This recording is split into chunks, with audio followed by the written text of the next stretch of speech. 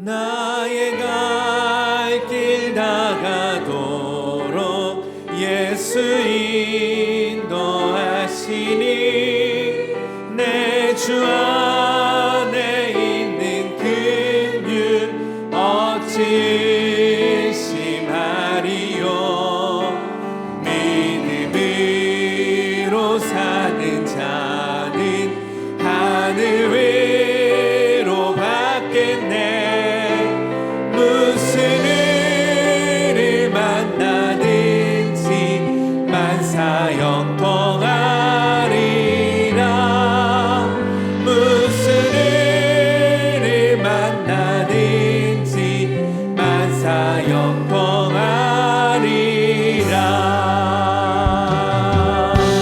할렐루야. 다시 한번 1절의 고백으로 나의 갈 길 나가도록 예수 인도하시니 내 주 안에 있는 긍휼 어찌 의심하리요. 믿음으로 사는 자는 하늘 위로 받겠네. 무슨 일을 만나든지 만사 영통하리라. 무슨 일을 만나든지 만사 영통하. 나의 갈 길 다가도록 예수 인도하시니 어려운 일 당할 때도 족하니 내주시네. 나는 심히 고단하고 영혼 매우 가난하. 나의 앞에 반석에서 샘물 나게 하시네. 나의 앞에 반석에서 우리 함께 자리에서 일어나 고백합니다. 나의 갈 길 나가도록 예수 인도하신 그의 사랑 어찌 큰지 말로 할 수 없고. 아멘. 성령 감화받은 영혼 하늘나라 갈 때에 영영 부를 나의 찬송 예수 인도하셨네. 영영 부를 나의 찬송 예수 인도하셨네.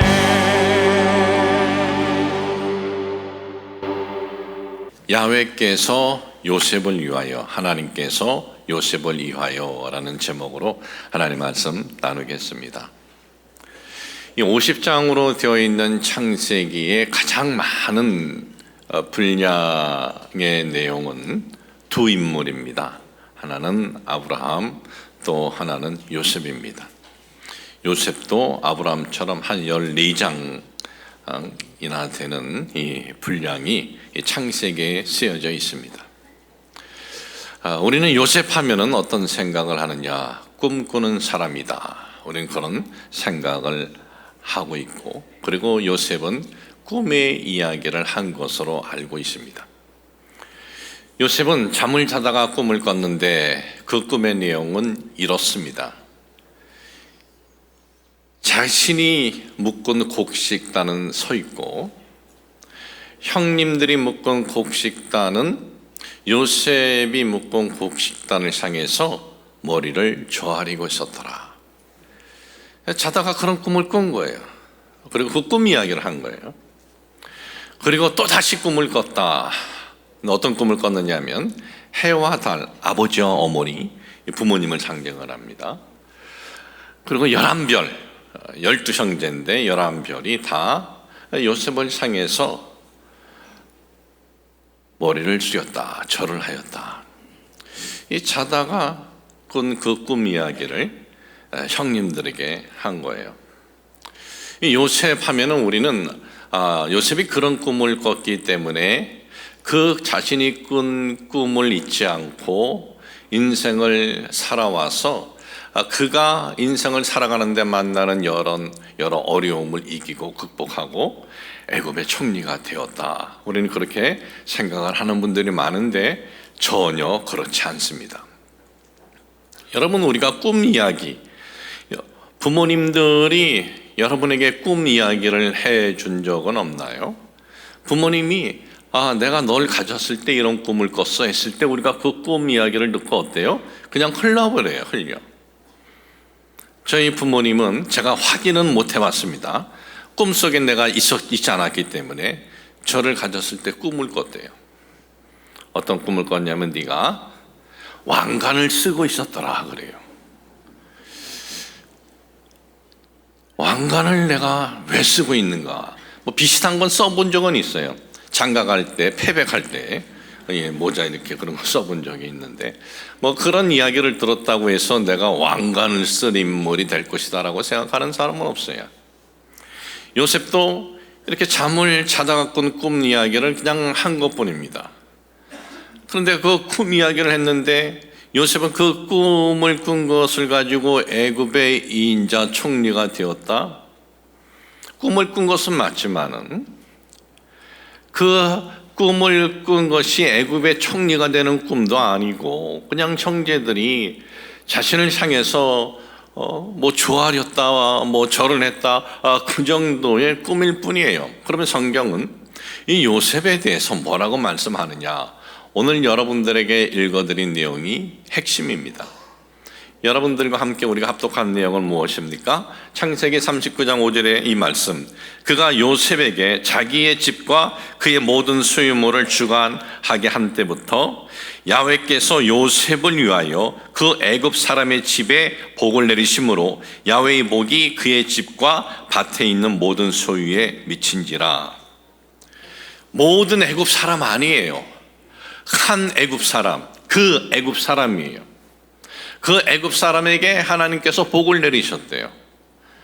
그 애굽 사람의 뭘 보고 복을 내리셨나요? 아니에요. 요셉을 위해서 그 한 애굽 사람에게 복을 내리셨다라는 거예요. 이건 전혀 꿈 이야기하고 다른 거죠. 도대체 그러면 하나님께서 왜 요셉을 위해서 이렇게 하시냐 이거죠. 하나님이 그렇게 하신 데는 그만한 이유가 있었을 것 아닙니까? 요셉은 그러면 하나님께서 이렇게 하시는데 도대체 뭐가 있냐 이거죠. 여러분, 우리가 어떤 꿈을 꿉니다. 근데 그 꿈을 가졌다고 해서 하나님께서 야, 너 그 꿈 가졌네, 그 꿈대로 돼 그래요?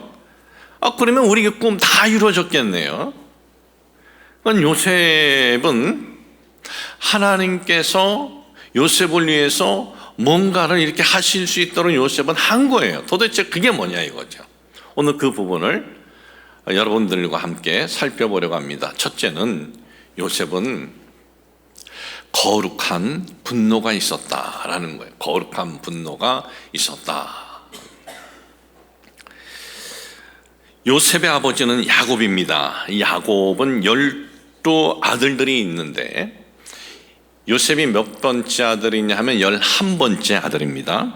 그런데 성경에 보면은 요셉을 다른 아들들보다 야곱이 더 사랑했대요. 더 마음이 갔대요. 왜 더 사랑하고 더 마음이 갔을까? 그 이유는 이렇습니다. 이제 야곱이 외삼촌 라반네 집으로 도망가서 그곳에서 지내지 않았습니까? 그런데 거기서 외삼촌 라반의 딸 중에 라헬을 사랑하게 됩니다. 그리고 그녀와 이제 함께 이제 살기를 원합니다. 이 외삼촌 라반이 그래, 그러면 내가 내 딸 라헬을 너한테 내가 주마. 그 대신 조건이 있다. 7년을 무보수로 일을 하라 그래요. 7년을. 여러분, 사랑하는 사람을 위해서 7년 무보수로 일할 사람 있으면 한번 손 들어보세요. 7년은 안 해요. 저는 1년은 해봤어요. 네. 무보수로 일했다는 게 아니고 내가 차비를 받지 않고 대학교 4학년 때 1년은 내가 학교 데려다주고 데리고 오곤 했어요. 7년 해봐라 그러면 내 딸 죽게 하면은 여자가 뭐 하나인가 하고 안 했을 수도 있을 거예요. 그런데 7년을 무보수로 일을 한 거예요. 얼마나 사랑했으면 그랬겠습니까? 사랑은 말로 표현되는 게 아닙니다. 행위로 표현이 되는 겁니다. 사랑하면 시간도 물질도 뭐도 아깝지가 않은 거예요. 그래서 7년 동안 정말 기쁜 마음으로 아주 열심히 일을 합니다. 이제 날짜가 되었습니다. 첫날 밤 보니까 라헬이 아니고 레아인 거예요. 이 장인이라는 사람이 또다시 족본을 붙입니다. 그래, 우리 풍습은 이래. 먼저 첫째 보내고 그 다음에 동생을 보내는 거야. 7년 더해. 그런데 아무 말하지 않고 또 7년을 더 무보수를 일을 합니다. 그래서 얻은 여인이 라헬이에요. 이 야곱의 부인은 레아, 라헬, 또 레아의 시종, 라의 시종 이렇게 있어요. 또 성경이 이 말씀을 보고 야곱은 마누라가 니시네, 나는 셋만 해야겠다, 그러면 안 됩니다. 그 시대하고 우리 시대하고 이제 다르니까. 그런데 다른 여인들은 아이를 다 낳는데 이 라헬만 아이를 못 낳는 거예요. 그러다가 라헬이 아이를 가졌어요. 야곱이 이제 나이가 먹었을 때. 그래서 난 아이가 요셉인 거예요. 요셉을 놓고, 그러니 얼마나 기뻐했겠습니까? 그 아이를 볼 때 얼마나 사랑스러웠겠습니까? 가장 사랑하는 여인에게서 아이를 낳았으니 너무나 사랑스러운 거예요. 그리고 라헬은 또 한 명의 아이를 놓습니다. 베냐민. 근데 베냐민을 놓고는 세상을 떠납니다. 그러니까 또 이 사랑하는 아내가 베냐민을 놓고 세상을 떠나니까 그 사랑하는 아내의 아들일지라도 요셉만큼은 이 마음이 그렇게 가지 않는 거예요. 사랑을 하더라도. 요셉은 그렇게 아버지의 사랑을 받은 겁니다. 이 아버지의 이런 사랑을 받은 요셉은 다른 형제들에게 이제 미움을 받습니다. 그리고 결국은 이 다른 형제들이 요셉을 죽이려고 했다가 애굽의 노예로 팔아버립니다. 도대체 형들에게 얼마나 미움을 샀으면 형들이 이 자기 동생, 어쨌든 자기 핏줄인데 이 동생을 죽이려고 했다가 노예로 팔았느냐 이거죠. 꿈 이야기 때문일까요? 여러분, 꿈 이야기 때문에 내 친동생을 죽이려고 해요? 꿈 이야기 때문에 동생을 죽이려고 하는 경우는 없습니다. 왜? 그 꿈이 이루어질 수도 있고 이루어지지도 않을 수도 있고, 그 꿈이 그냥 꿈일 수도 있고 아니면 개꿈일 수도 있고, 그렇기 때문에 그분 때문에 이 일이 진행되어졌다라고는 저는 보지 않습니다. 동생을 죽이려고 하다가 노예로 팔리는 게. 물론 형들은 저기 꿈꾸는 자가 오는도다라고 그렇게 얘기를 했지만 요셉을 죽이려고 했을 때, 그러면 도대체 이 요셉에게 뭐가, 이 형제들은 뭐가 이 마음에 한 맺힌 게 있어가지고 요셉에게 그랬을까? 창세기 37장 2절에 보면 이런 말씀이 있습니다. 야곱의 족보는 이러하니라. 요셉이 17세의 소년으로서 그의 형들과 함께 양을 칠 때에 그의 아버지의 아내들 빌하와 실바의 아들들과, 빌하와 실바는 레아의 여종, 라의 여종인데, 이 빌하와 실바의 아들들과 더불어 함께 있었더니 그가 그들의 잘못을 아버지에게 말하더라 그랬어요. 요셉의 생모 라헬은 죽었습니다. 베냐민을 놓고. 근데 아버지가 배려를 해줍니다. 어떤 배려를 해주냐면 이 첩의 소생들과, 여기에 보면 빌하와 실바, 이 첩의 소생들과 함께 지내도록 요셉에게 배려를 해줘요. 그런데 그들의 잘못을 봤다, 이렇게 성경은 말씀하고 있어요. 원어 성경에 보니까 디바탐 라아 되어 있어요. 이 의미는 뭐냐? 악한 행실을 봤다라는 거예요. 그리고 추문입니다. 추문. 그러니까 요셉은 아버지 야곱에게 그 형제들의 악한 행실을 봤다. 이 말씀은 요셉은 형제들의 잘못을 고자질했다라는 것이 아닙니다. 그들이 행한 잘못, 그 잘못, 어떤 잘못에 대해서 아버지에게 말을 했다라는 거예요. 어떤 잘못을 말을 했기에, 어떤 사건을 말을 했기에 그 형제들이 요셉에 대해서 그렇게 아주 이 분노를 끓고 있었을까요? 그것은 창세기 49장 4절에 보면은 야곱이 유언을 합니다. 유언할 때 이런 말을 합니다.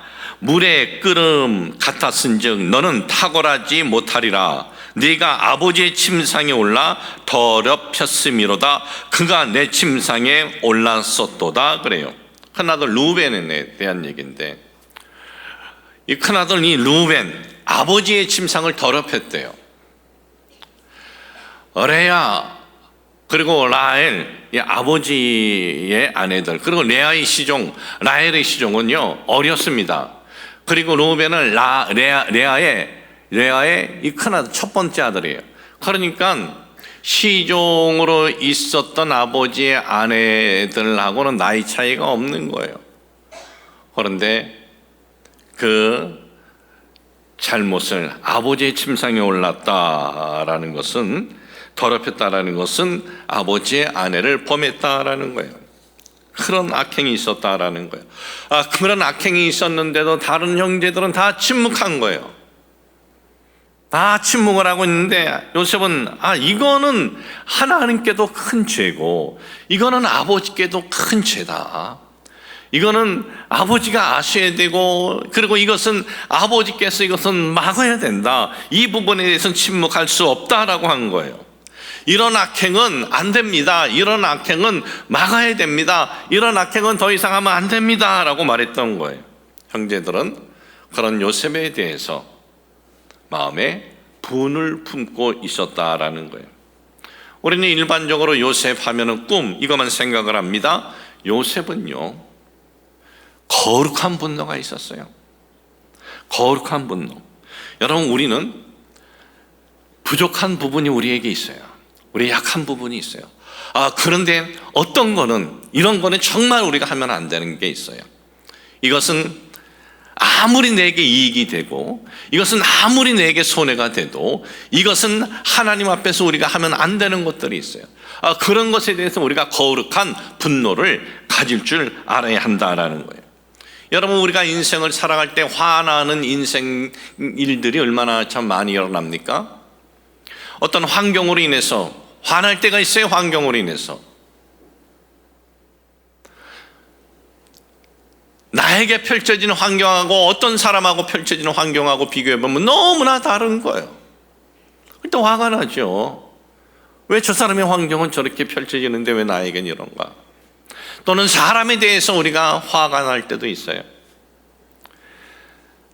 사람을 통해서 어떤 억울한 일을 당하고 그랬을 때 우리는 화가 일어날 때가 있습니다. 여러분, 살아가면서 환경에 화가 일어날 때 그 그 분노가 우리 마음속에 여러분 심어지지 않게 하셔야 돼요. 사람을 통해서 어떤 분노가 일어났을 때 우리 마음에 그것이 심어지지 않게 해야 돼요. 그러나 하나님 앞에서 거룩한 분노는 우리에게 있어야 됩니다. 우리도 부족한 부분이 있고 연약한 부분이 있어도, 그러나 우리가 살아갈 때 이런 것은 하나님 앞에 이건 큰 악이고 이것은 다른 사람에게도 큰 잘못이다라고 하는 악에 대해서, 그런 데 대해서 우리가 거룩한 분노를 가져야 한다라는 거예요. 세상을 향해서, 인간을 향해서 분노를 우리가 갖지 말고 우리 자신도 하나님의 뜻대로 가지 못하는 것에 대한 안타까운 마음, 속상한 마음을 갖고 살아갈 때 바로 그러한 모습을 우리 하나님께서는 우리를 긍휼히 보시고, 그러한 모습을 하나님께서는 우리를 은혜의 길로 인도해 주신다라는 것을 잊지 마시길 주님의 이름으로 축복을 합니다. 두 번째는 하나님께 분노하지 않았다라는 거예요. 하나님께. 요셉은 어떻게 보면은 자기 형제들 더 이상 하나님 앞에 잘못되지 않도록 거룩한 분노를 가진 겁니다. 그런 요셉에게 하나님께서 좋은 삶의 길을 펼쳐주게 하신 것이 아니라 어떤 일이 일어납니까? 요셉을 어떻게 하면 저걸 제대로 혼내줄까 기회를 엿보고 있었습니다. 그의 형제들이. 그런데 기회가 왔어요. 죽이려고 했다가 노예로 팔아버립니다. 여러분, 하루아침에 신세가 뒤집어졌어요. 하루아침에 멀쩡한 집안의 아들이 노예가 되어버리고 만 겁니다. 여러분, 성경에 이 요셉에 대한 이야기가 14장이나 되어 있는데, 창세기 50장 중에. 그리고 요셉의 어려운 사건에 대해서는 좀 어떻게 보면 우리가 쉽게 이해할 수 있도록 이렇게 내용이 나옵니다. 이 어려움을 당한 요셉에 대해서 어떻게 보면 구체적으로 알 수 있도록 노예가 된 것, 억울하게 감옥에 들어간 것, 그런 내용들이 나와요. 우리는 이 내용을 보면서 우리는 뭘 우리가 깨달아야 되느냐? 삶을 살아갈 때 하나님의 뜻을 추구하는 삶을 살아가더라도 어려움을 만날 수도 있구나. 이걸 깨달아야 돼요. 우리는 살아갈 때 어떤 어려움을 만나면 내가 하나님의 뜻을 추구하지 못해서 그런가? 그런 생각을 가질 때가 많습니다. 그런 생각이 들 때는 내가 회개하고 돌아서면 되는 거예요. 그러나 어느 때는 내가 하나님의 뜻을 온전하지 못해도 그래도 그 길을 가려고 마음을 먹고 그렇게 왔는데, 내가 하나님 앞에 예배 드리는 것도, 내가 하나님 앞에 기도하는 것도, 또한 교회 어떤 일을 할 때 동참하고 또 헌금하고 이런 일들은 내가 하는데, 그런데 왜 나에게 이런 일이 일어나는가? 그런 마음이 들 때도 있습니다. 여러분, 우리가 바로 그런 환경에서 어려움이 다가왔을 때는, 그때는 우리가 두려워할 때가 아니고 우리는 그럴 때는 이런 마음을 가져야 돼요. 근데 뭔지는 난 모르지만 여기에는 하나님의 어떤 인도하심이 있을 것이다. 그럴 때, 그런 믿음이 있을 때 그 시련이 우리를 쓰러뜨리거나 무너뜨릴 수 없다라는 것을 잊지 마시기를 주님의 이름으로 축복을 합니다. 요셉은 이제 애굽에 끌려갔습니다. 노예 상에게 끌려가서 이제 어느 한 집에 노예로 팔립니다. 팔려간 집은 애굽의 시대장 보디발이라는 사람의 집입니다. 그 집에 가서 요셉은 열심히 성실하게 일을 했습니다. 보디발이 보니까 성실한 거예요. 그래서 그를 총무로 삼습니다. 총무로 삼아서 열심히 일을 하는데, 보디발의 아내가 이렇게 보더니 젊고 용모가 준수한 요셉을 유혹을 하는 거예요. 그런데 요셉은 그 유혹에 넘어가지 않습니다.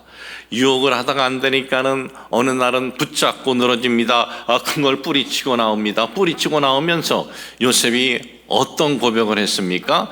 내가 내 주인 보디발의 아내에게 그렇게 할 수 없다, 이것이 아니에요. 내가 하나님 앞에 이 큰 악을, 이 죄를 범할 수 없다고 그러는 거예요. 그러니까 요셉은 뭘 생각을 한 거예요? 하나님을 생각을 한 거예요. 하나님을 생각을 하고 그 유혹을 이겨낸 거예요. 그런데 어떤 일이 펼쳐졌습니까? 이러면은 하나님이 복을 줘야죠. 근데 복을 주는 것이 아니라 억울하게 누명을 써서 한 번 들어가면 나올 수 없는 감옥에 갇히고 말았다라는 거예요.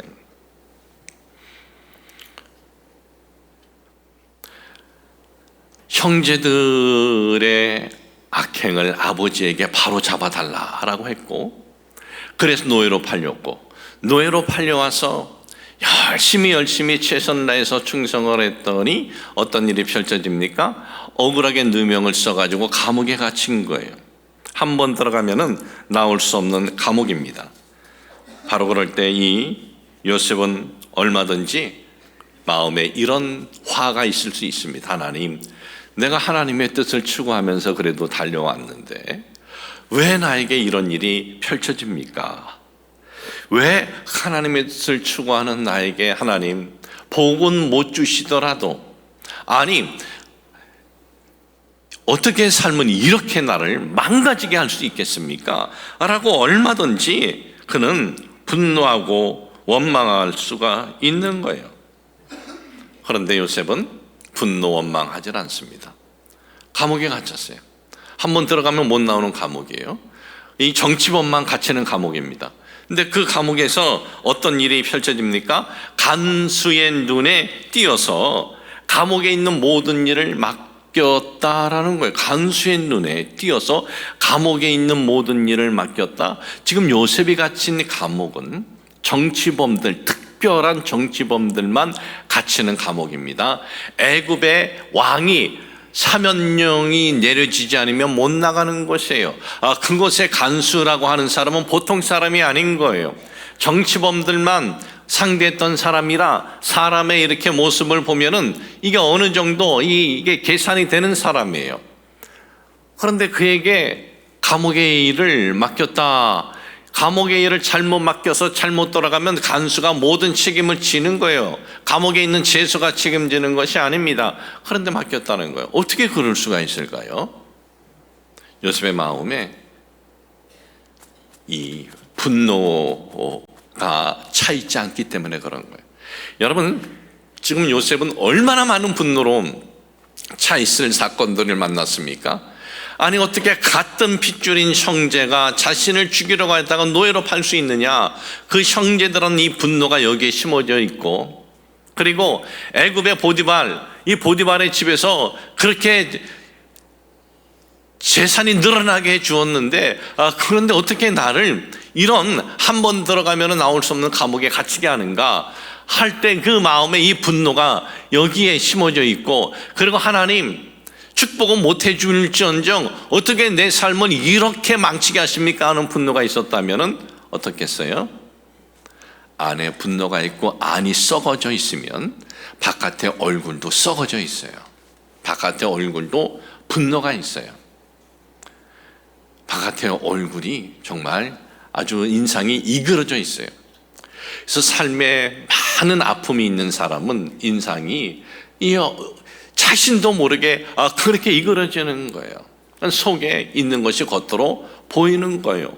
다 보이진 않지만 어느 정도 보이는 거예요. 그런데 이 탁월한 사람을 보는 탁월한 이 간수가 볼 때 이거는 믿을 만한 사람이라는 거예요. 아주 밝은 거예요. 우리는 성경에서 요셉이 간수의 눈에 들어가지고 요셉이 그 감옥에 있는 모든 일의 재반을 맡았구나. 우리는 그렇게 그냥 간단히 생각하는데 이건 어마어마한 일입니다. 우리는 이 요셉의 이런 모습을 보면서 우리가 깨달아야 돼요. 우리의 삶에 정말 속상하고 답답하고 억울한 일이 있어도 그것이 내 가슴에 새겨지지 않게 해야겠구나. 우리는 그럴 때 요셉이 지금 이렇게 반응한 것처럼 내 삶에 이런 억울함이 있고 아픔이 있고 슬픔이 있어도 하나님께서 나를 위해서 어떤 그 인도하심이 있을 것이고, 그리고 이럴 때일수록 더욱더 내가 하나님 바라보고 의지하고 나아가야지 했을 때 속에 있는 이 아픔들이 이것이 속에 채워지는 것이 아니라 하나님의 은혜로 바뀌어지는 거예요. 힘들어도 여러분 내 속에 있는 아픔을 하나님의 은혜로 바뀌어지도록 여러분들은 애쓰시기를 바랍니다. 왜? 나를 위해서예요. 나를 위해서. 다른 사람을 위해서가 아니에요. 나를 위해서 내 속에 이 쓴 아픔이 분노가 심어지는 것이 아니라 내가 분노당한 사건을 만나고 억울한 일을 만났어도 하나님께서 이러한 환경 가운데 내 삶을 지켜주시고 도와주시고 인도해 주실 것이다 라는 믿음을 갖고 나아가시기를 주님의 이름으로 축복을 합니다. 세 번째는요, 이런 요셉에게 하나님께서 놀라운 지혜를 주세요. 놀라운 지혜를. 여러분, 지식은 공부하고 애쓰면 우리가 얻을 수 있지만은 하나님이 주시는 놀라운 지혜는요, 애써서 얻을 수 있는 것이 아니에요. 그런데 세상에는요, 악한 꾀가 있고 하나님이 주신 지혜가 있어요. 악한 꾀는요, 자기만을 위하여. 다른 사람은 망해도 상관없어. 공동체가 무너져도 상관없어. 이것은 아주 악한 꾀돌이들이 있어요. 탁월한 꾀돌이 있어요. 그거는 악한 꾀로 보면 돼요. 공동체 망하고 다른 사람 망하게 하면서 자기만 살려고 하는 것, 그러면 하나님이 주신 지혜는 어때요? 자신에겐 평안이 있고 다른 사람에겐 유익이 있고 공동체 유익이 있는 거예요. 하나님께서 요셉에게 그런 탁월한 지혜를 주십니다. 요셉이 감옥에 갇혔습니다. 어느 날 보니까 술 맡은 관원장과 떡 맡은 관원장이 뭔가 연루돼서 이 감옥에 들어옵니다. 술장관, 떡장관, 옛날에 그랬죠. 우리가 설교할 때. 맞아, 장관이에요. 굉장히 높은 직책이에요.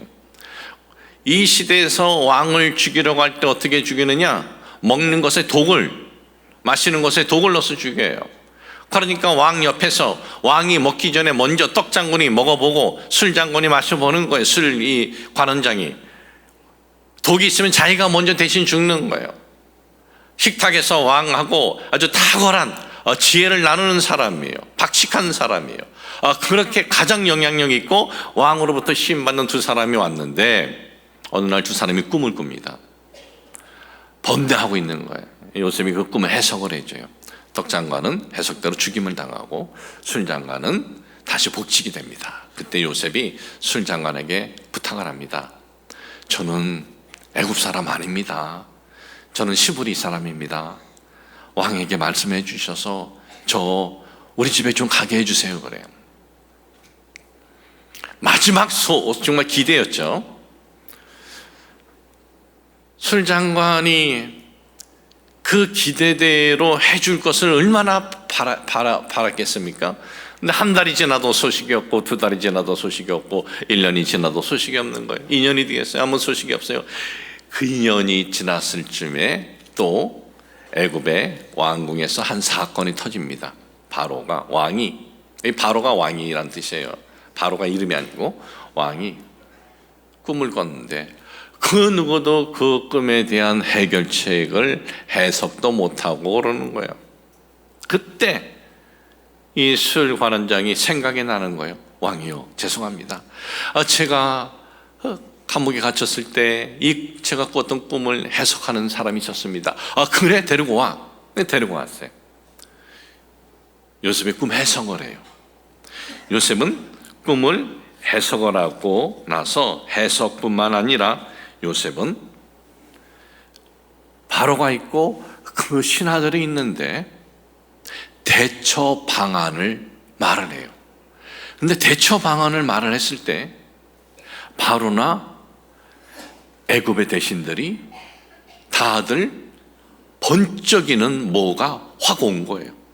마치 에디슨이 전구를 발명했을 때 세상에 빛이 번쩍 일어난 것처럼 애굽의 대신들과 애굽의 이 왕이 번쩍하면서 그 뭔가 확 깨달음이 있는 거예요. 그러니까 왕이 뭐라 그럽니까? 이 사람을 내가 애굽에 총리로 삼겠다. 인장을 뺏어 주니까 모든 대신들이 다 한마음이 되었어요. 아무도 반대하지 않았어요. 바로 어디에서 나온 사람이에요? 감옥에서 나온 사람이에요. 애굽 사람 아니에요. 저 시브리인이에요. 시브리인이 노예로 왔던 사람이에요. 그런데 그를 2인자로 세우는데 다 동의했다는 거예요. 다. 무슨 일이 있었을까요? 이런 일이 있었습니다. 창세기 41장 33절 36절을 보니까 이제 바로께서는 꿈을 이제 그 해석을 하고 바로께서는 명철하고 지혜 있는 사람을 택하여 애굽 땅을 다스리게 하시고 바로께서는 또 이같이 행하사 나라 안에 감독관들을 두어 그 7해 풍년에 애굽 땅의 5분의 1을 거두되 그들로 장차올 풍년의 모든 곡물을 거두고 그 곡물을 바로의 손에 돌려 양식을 위하여 각 성읍에 쌓아두게 하소서. 이와 같이 그 곡물을 이 땅에 저장하여 애굽 땅에 임할 7해 흉년에 대비하시면 땅이 이 흉년으로 말미암아 망하지 아니하리이다. 그런 거예요. 이 소리를 듣고 대신들과 바로가 번쩍인 뭔가를 확 이들이 깨달은 거예요. 이 사람에게 맡기면 되겠다. 요셉은 내가 이 일을 하겠다고 하지 않았어요. 애굽에 얼마나 많은 명철한 사람이 있겠습니까? 지혜로운 사람이 많았겠습니까? 그 사람에게 이렇게 하면 됩니다. 이게 뭐냐 이거죠. 이것이 그 유명한 5분의 1의 토지법이라는 거예요. 5분의 1.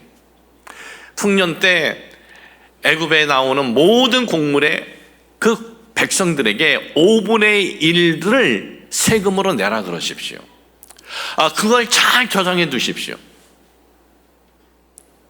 왜 5분의 1일까요?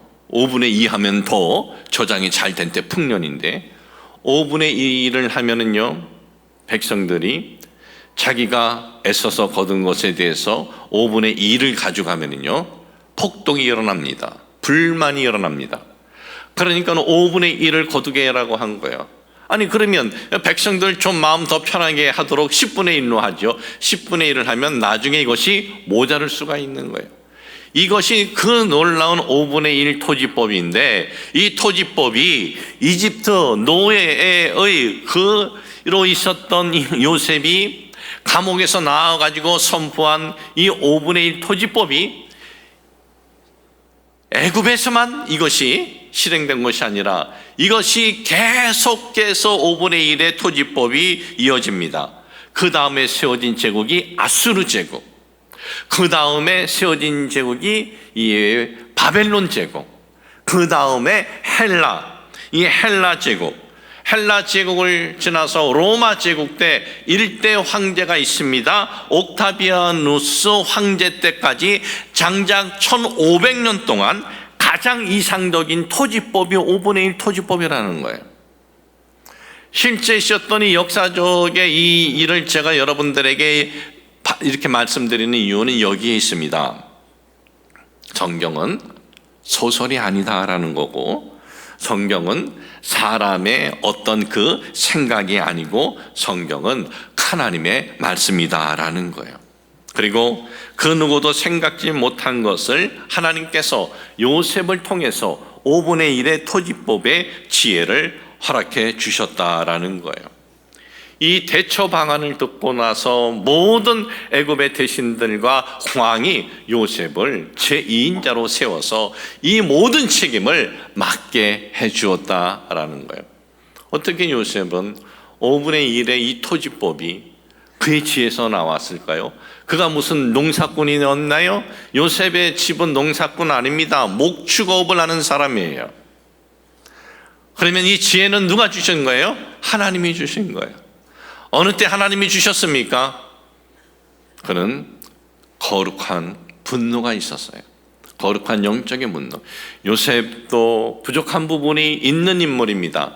부족한 내용이 성경에는 없지만 그도 부족한 부분이 있었지만 어떤 것에 대해서는 단호했어요. 이 부분은 안 된다.